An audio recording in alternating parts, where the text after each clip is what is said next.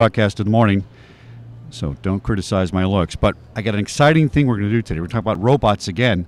Now, I was on a robot discussion panel yesterday. There's a lot of questions involved in this, and nobody better to answer it than Stacy Dean Stevens of Nightscope.com. You guys must be one of the leaders, right?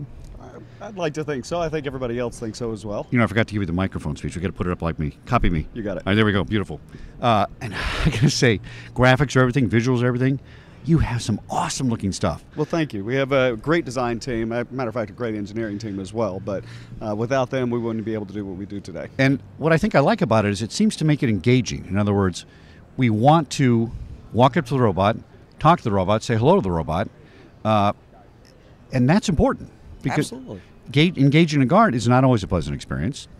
So are you finding that when these things are in the field, we're having like almost a more positive response? Of course, yeah. It was a very delicate balance. When you put something out like this, you wanted to make sure that it wasn't seen as Ed 209 from RoboCop. Right. You wanted to make sure that the public was going to embrace this and actually take ownership of it. Yeah. And what we found is a lot of our clients actually have done exactly that. If you go on any social media, you can do a quick search on Nightscope, and you'll see tons of people who have hugged them, Right. kissed them, and made friends with them. So Now, yeah. I will apologize for your RoboCop comment. True story. I was at Culver City PD. There was a merchant in the area, and he says, "You know, my daughter's making a movie, and she'd like to talk to you about something." And I called her up, and he was Allegra Clegg. What a great name. And says, "We're making a movie about this cop that's a robot." I was an unofficial, uncredited consultant on that show. Oh, nice. So his behavior may be partly responsible for what I did. So apparently I got robotics wrong in the very early stages. So that's just a little side story. But robotics are everywhere. They're here to stay, and so it's logical to me to put it in a guard situation. Although, I think what people want to see are the robots. Right? Couldn't agree more. All right, so let's turn to this monitor right here, and we're going to play that screen, Mr. Lewis. And as this is rolling, just kind of narrate, the type of robot it is real quickly. It's about a minute and a half. All right, roll it. This is the booth over here. What's the booth number, by the way? We're in 1501. All right, beautiful. So this is our booth. This is the K1, brand new. We just announced it and revealed it to the world yesterday morning here at As Is. So super excited about this one. This is a stationary version of the robots that we have. Okay, that's what I was wondering. It looks like that, right? So what we give up in mobility, we add in gun detection and radiation detection. Oh. So you put this in a choke point somewhere where you're going to have people coming and going, right. Either outdoors or indoors. It'll work in both environments. Okay, that's cool. And I think you're right. Gauging the design of it, everybody has had some positive feedback. Yeah. This is the K5. This is our original robot. That's like the standard we see a lot. It is. We launched the very first one, coincidentally, on May 4th, so May the 4th be with you day, Very in good. 2015. And this is the outdoor version. It's intended for ADA compliant areas. So anywhere you can take a wheelchair, you can take this All machine. right, cool. Plus, we also are able to do parking structures. All right. We just, as a matter of fact, deployed at the Georgia Aquarium. All right, now I want one of these. Structure. I want one of these, and I want you to put Security Guy TV on the side of that. Look at that baby. This is unmanned. This is the K7. This is, again, just revealed yesterday, day before yesterday at As Is. This is the multi-terrain version of our robots. Unbelievable. Very nice. I really think you guys hit the design Thank you. right on the button with that. Thank you.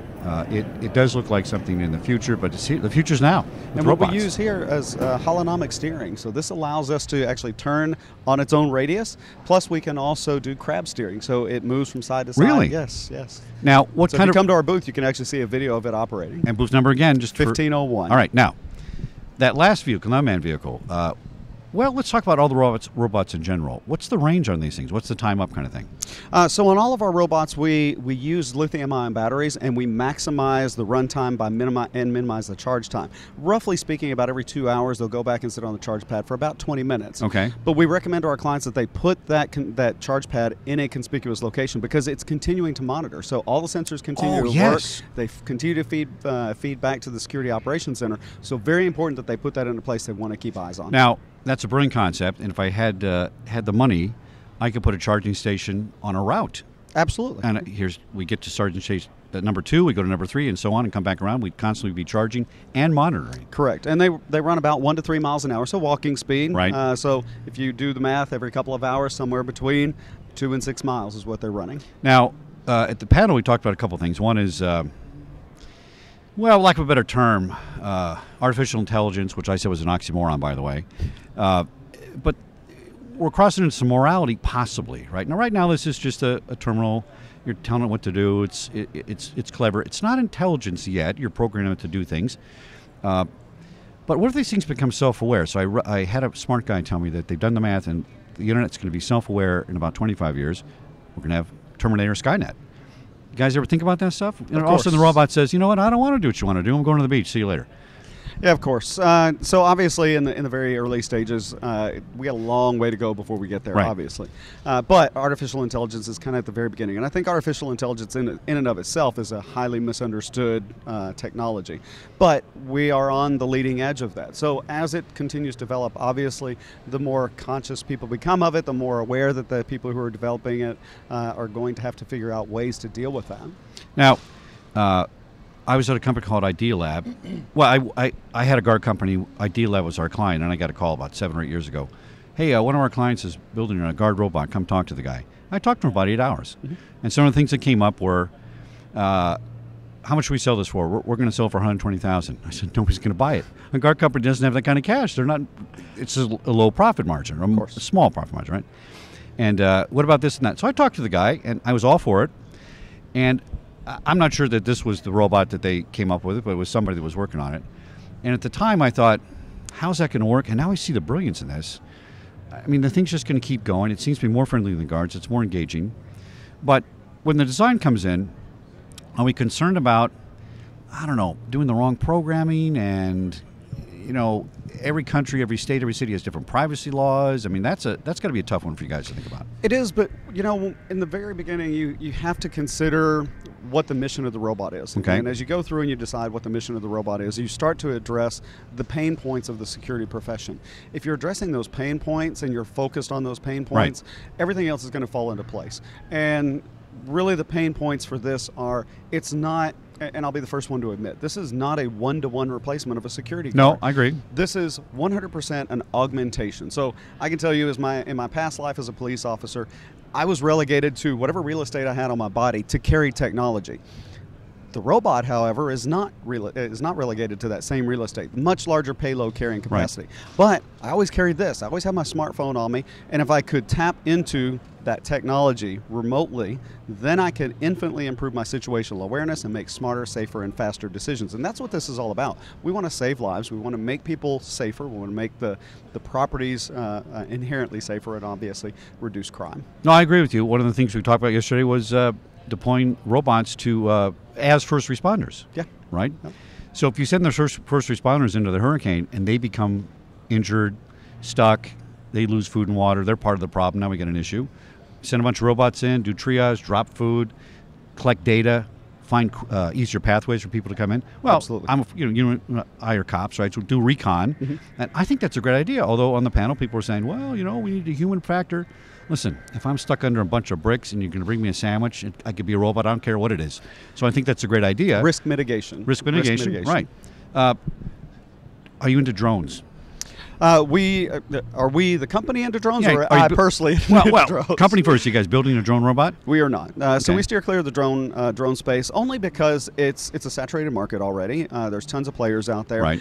And there's so much ambiguity around the marketplace as far as the FAA coming in and different governing organizing bodies against what may be going on and who's going to be tracked, who's not going to be tracked. There's just so much going on there. Yeah, it's controversial. We look at this as drones as more of a feature versus a business for us. Now, that's just us, and I applaud everybody because I'm highly into drones. I love them, and I fly them, so totally into them. But for what we're doing, it could potentially be a feature of what we're doing. Now, are you the manufacturer? We are. We do everything. We design, we engineer, we manufacture, we deploy, we service. All right. So I come to you, I got a guard company. Let's say I got a medium guard company, which is not 200,000 guards like the big box guys, but maybe I got 1,000 guards. Mm-hmm. Can I afford it? Of course. Now, keep in mind, we're not targeting the guard companies. The guard companies are our channel partners, so they see this as a way of offering a different set of technologies, and again, that augmentation of their current offering. So, taking physical guards, taking robots, taking monitoring, and packaging it all together to provide it to the end users. So, we're targeting the end users. We're targeting people who are actually using the product and going to benefit from that. I'm a guard company. I'm going to lease it from you. Is that how the system's set up? Essentially, it's a subscription-based service. Okay. So we sell it as a service, and the reason for that is because we're dealing with the top three technologies on the planet today: artificial intelligence, robotics, and self-driving technology. So because of that, we wanted to make certain that we could maintain the robots. We need to be able to provide software upgrades, firmware upgrades. If somebody damages a robot, if somebody backs into a robot, for example, that's on us. We take care of all the maintenance and all the service, and this subscription model allows us to do that. Let's talk about, we briefly touched on it, the kind of moral, spiritual, all those kind of things that aren't here yet, but could be. If a robot you ever watch that thing, Humans, on... Yes. Fabulous, right? Yes. So they're realistic. They have programmed emotions, so to speak. Some people would say they're not programmed. They're their own emotions they developed on their own as a robot. And Westworld creeps me out. I mean, that, right? Because here you got these artificial intelligent robots, and they're so real, and then they start realizing that one poor guy, that running joke that gets killed every episode and gets repurposed, right? Yep. He starts remembering that he gets killed every episode. And I feel sorry for these robots. It's a great hook. What will we have in place for a safety check if it starts going that way? And I really believe it's going to go that way. I think artificial intelligence is going to merge into something we can't quite legislate or explain. And what do you think? Don't know. That is such a big dark hole of question marks that it's going to take people far more intelligent than I to figure it out. But as a company, obviously, we're going to be watching and looking. And I've got some incredibly talented engineers who educated by the highest robotics programs in the country: Carnegie Mellon, MIT, Georgia Tech, and so forth. So having them on the team and the young people who are driving the design, the engineering of our products, that's really what's going to help this out. I could see this as a police application. Oh, absolutely. We have to redesign the physical look of the thing, but I wouldn't mind having something sit next to me in that chair that takes those reports. Well, not only that. Report writing sucks. Think about it out on the streets. I mean, how much danger? I mean, if you look at any of the stats involving automotive accidents in the U.S. and specifically related to emergency vehicles, if you can take a lot of that and put that into the hands of, think of running traffic with an autonomous robot. Yeah. Holy moly, that would be fantastic, because now you don't have an officer getting out on the side of the roadway, putting himself and the people that pulled over in danger. So there's so much potential around this. It's incredible. Well, I could see it where it's the information taking device. You set it up, you got a bunch of people taking witness statements, they stand up, next, it's all on video. It's a fantastic idea. Yep. Do you think that, okay, let's talk about this. Do you think you're finding interactions to be more pleasurable with, on a post? So here's the robot walking around, and the office is like, oh, look at the cute little robot, and more engaging than the guard that says, hey, how you doing? Absolutely. And people have taken ownership of the robots, but also what we found when we put these out, and I was actually, coming out of law enforcement, I was very concerned about how the public was going to receive robots as a security guard. We were always called robots. Yeah. Not in a good way. And not in a good way, no. So when we put the robots out there, we started to do some informal studies once we got them out into really public places like shopping centers and the like. And so our clients did a study, our channel partners did a study, we did a study, and we were so shocked. Not out of all three over a 3-month period of time, not one single negative comment. Really? Wow. Not one. I was blown away. I figured there would be some people in there grumbling about privacy and so forth, but I think everybody recognizes that when they walk out of their house every day, the average person is recorded over 20 times a day, just going to the bank, the grocery store. That's right. And normal course of business, Facebook, right? everything. Yeah. So having that additional, and two, everybody's sick of seeing all the bad news on TV and being afraid of going places. So I think people are beginning to say, okay, this is something we need to embrace. This is the future, and this is going to help us be safe. Most people aren't aware there's a $1 trillion negative economic impact that crime has on the U.S. every single year. It's an awesome hidden tax that we all pay, unwillingly and unknowingly. But if we could put a technology out there that's going to cut that in half, imagine what that's going to do to our quality of life, what it's going to do to our real estate values, our businesses, the viability of new companies. It's incredible. It's absolutely mind-blowing what it could do. Talk about legislation. Germany, you can't save anything more than 30 days. Super hyper privacy laws. a robot that goes around and records something that, delete it after 30 days. You might need that data 6 months from now. You might need it 2 years from now. How do you handle the different legislation in different countries? Right now, obviously, we're solely focused, Nightscope is anyway, on the U.S. market. Okay, all right. So everything that we do is solely focused on U.S. Any So jurisdictional state issues? Or no, not yet. Some of the things that we do, like the intercom calls that are recorded, we make certain that we are the most conservative that we can be, so we meet all statutory requirements for two-party consent in all 50 states.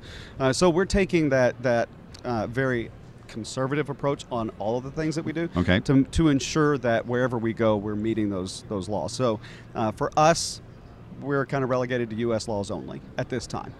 In the future, the U.S. market is huge. Right. And so once we get this tackled, a lot of new companies, they make very big mistake of going out and trying to do too much too soon, don't know when to say no. For us, the U.S. market, that's us. That's our focus. Got any home applications you're working on? So they'll pick up all my clothes. My wife doesn't have to do it because I get, you know how that goes, right? I've heard lots. I just put it down 2 seconds ago. Honey, relax. Anything like that? No, not for us. Right. Again, being hyper-focused allows us to be successful, and I think that's why our clients are so very happy with what we're doing. Stay focused. We're all about security and making sure that we're dealing with that application. Fantastic. Stacy Dean Stevens, Nightscope, K-N-I-G-H-T-S-C-O-P-E for my nieces and nephews who can't spell. Back in a minute here on SecurityGuideTV.com at ASI's 2017 Dallas, Texas. Take us out, Texas. Take us out, Texas. Take us out, Texas. Take us out.